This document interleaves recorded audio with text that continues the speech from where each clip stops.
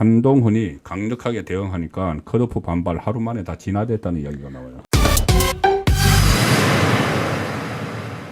자, 먼저 짚어볼 것은 이 국민의힘 그동안 뭐 감동이 없다. 그 조용한 게 감동이 있는 건데. 그러니까요. 그 민주당 공천 감동 있나요 지금? 민주당이 참 감동 있는 건가요? 이렇게 하면은. 그래서 그런데 어쨌든 이제 막바지에 처음부터 그런 예상은 했습니다. 사실 수도권에 물갈이 할 현역이 별로 없어요. 서울에 7명 있고 서울이 7대 41이고 경기도가 7대 51인가 8대 51인가 그렇죠. 그리고 인천이 2대 10. 2대 11, 11. 예. 그렇죠. 그렇게 되는데 뭐 어디서 물갈이를 합니까? 그런데 이제 영남으로 내려오니까 지금 물갈이가 시작이 됐어요. 시작이 됐는데 좀 그러니까 컷오프 된 사람들이 좀 불만을 품고 있는 건 당연하죠. 예, 그렇습니다. 그리고 지금 이제 유경준 의원 강남병이죠. 유경준 의원 그리고 저 대구의 홍석준 달서갑의 홍석준 의원, 뭐 울산 남갑의 이채익 의원 이런 분들이 지금 좀 반발이 좀 심하게 하고 있는 것 같은데 사실 태영호 의원 경우를 보면 태영호 의원은 아마 북한 체제에서 생활한 경험이 있어서 그런지 동물적인 감각이 있었던 것 같습니다. 생존 그러니까 생존 본능. 생존 본능이죠. 이게 그 재밌는 표현이. 이게 처음에 사실은 이런 얘기가 없을 시점이거든요. 그런데 잽싸게 자리를 옮겨가지고 구로에 지금 안착을 했지 않습니까? 그런 부분이 있고 그리고 또 지금 유경준 의원 자꾸 말이 나오는데 자기가 지금 문재인 정부 뭐 통계 조작도 밝혀내고 했는데 내가 왜 컷오프 대상이냐, 왜 잘려야 되느냐 이런 얘기를 하는데 뭐 심지어 뭐 유승민계라서 이런 것 아니냐 이런 말도 있고 하던데 그러면 저 누굽니까 정책위 의장 유이동. 유이동은 어떻게 유이동은 뭐 정책위 의장 유임되고.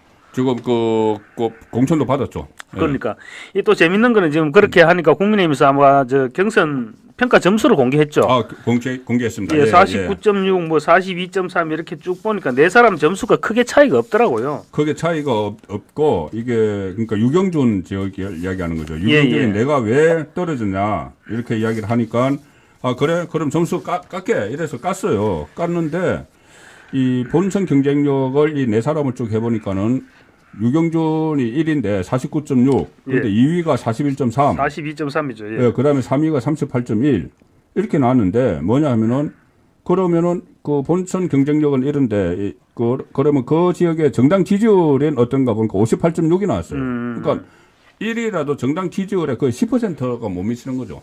이게 아마 영남 지역이나 서울, 강남 3구 이런 쪽에서는 후보들이 웬만해서는 정당 지지율을 못 따라갈 것입니다. 그렇습니다. 그리고 저 현역 의원들에 대해서는 또 여론이 뭐 잘한다 그래도 여론이 그렇게 좋게 안 나오거든요. 그렇죠.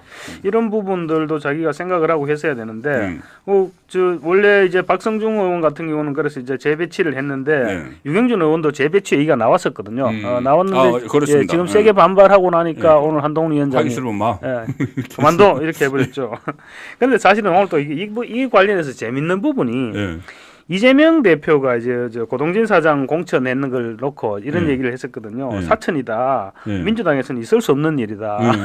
1등하는 후보를 공천 안 주고 컷오프 시킨 게 사천이 아니면 무엇이냐 이렇게 얘기했는데 어떻게 또 늘상 하는 얘기지만 자기 얘기를 또 이렇게 하더라고요. 그러니까 자기 이야기를 하는 거죠. 민주당은 지금 비일비재하지 않습니까? 가장 그 지금 최근에 얘가 권향엽 씨, 권향엽 씨 같은 경우는 뭐 서동용 의원이 거의 3배 정도, 3배 정도 나오는데도 불구하고 그렇게 공천을 하면서 지금 이걸 하여튼 이재명 대표는 보면 굉장히 연구 대상입니다.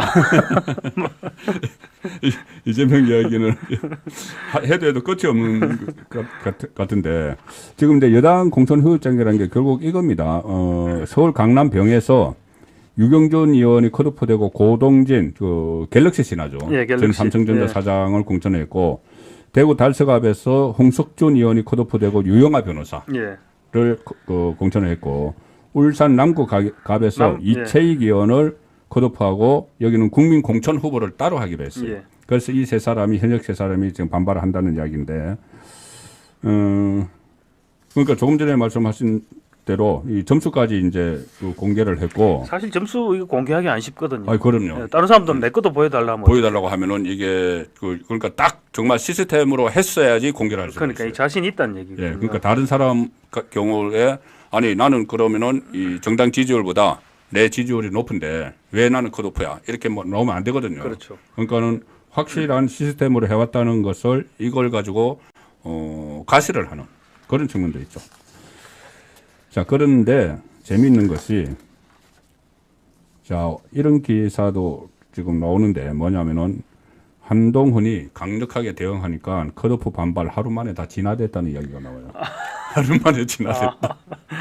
제가 조금 전에 이 세 사람 말씀을 뭐 사실 세 사람은 억울할 수가 있겠죠. 그렇죠. 자기 나름대로 뭐 열심히 해왔고 홍석천 의원도 이 어떤 뭐 그 방송에 자주 나왔어요. 방송에 자주 나와서 윤석열 정부에 대해서 이 국정을 잘한다 홍보도 하기도 했고 그렇게 나름대로는 해왔는데 어쨌든 이렇게 이 반발을 하니까 한동훈 위원장이 뭐라고 했냐면은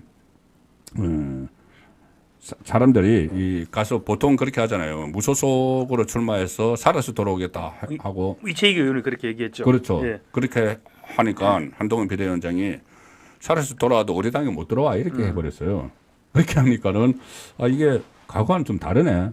과거는 그렇게 해도 다 받아줬죠. 받아줬죠. 네, 다시 다 받아줬는데 이번에 한동훈 위원장 하는 지금 쭉 가고 있는 행보가 아마 보니까 야 이거 나갔다가 잘못하면 못 들어오겠다. 네, 못 들어오고 그리고 또 당선될 확률도 지금 뭐 보장도 안 되고 그래서 해군을 하는 것 같아요. 해군하는 것 같은데 홍석천 의원은 오늘 어차피 비대위에서 단수공천, 전략공천, 지역 후보자를 다 의결을 했기 때문에 내가 대구에 내려가서 당원들하고 상의하고 내일 의사를 밝히겠다. 이거는 거의 수용하겠다는 뭐, 이야기예요. 저희들이 정치부 기자 생활 오래 해봤잖아요. 이 정도 이야기 나오면은 수용하겠다는 얘기입니다. 네, 가서 당원들에게 양해를 구하고 설명을 하고 수용을 하겠다는 이야기. 당원들 얘기 나올 때는 대부분 그렇습니다. 그렇죠, 그렇죠. 당원들 뜻이다 이렇게 이야기를 하죠. 그다음에 유경준 의원도 쪽 관계자도 공천 결과를 받아들일 것을 안다. 오늘 내일 중으로 밝히겠다. 이채익 의원은 아직 반응은 나오지 않고 있는데 이 한동훈 위원장이 당선되더라도 절대 받아들이지 않겠다. 이렇게 선언한 만큼 이채익 의원이 당선 후에 복당하겠다. 그런데 궁지에 몰리는 그런 양상으로. 그리고 그 지역구 사실은 이채익 의원이 아니라 남구 의뢰저 김기현 의원이 컷오프 됐어야 되는데. 아 그렇죠. 근데 김기현 의원은 지금 그 박맹호 전 시장가에서 경선에서 이겼습니다. 경선에서 이겼죠. 김기현 의원이 본인이 갑자기 당 대표직을 페이스북을 통해서 사퇴하고 울산에 간 배경도 언젠가는 본인이 밝혀야 될 그 과제로 저는 남아 있다고 봅니다. 예, 본인이 밝힐 때가 있겠죠.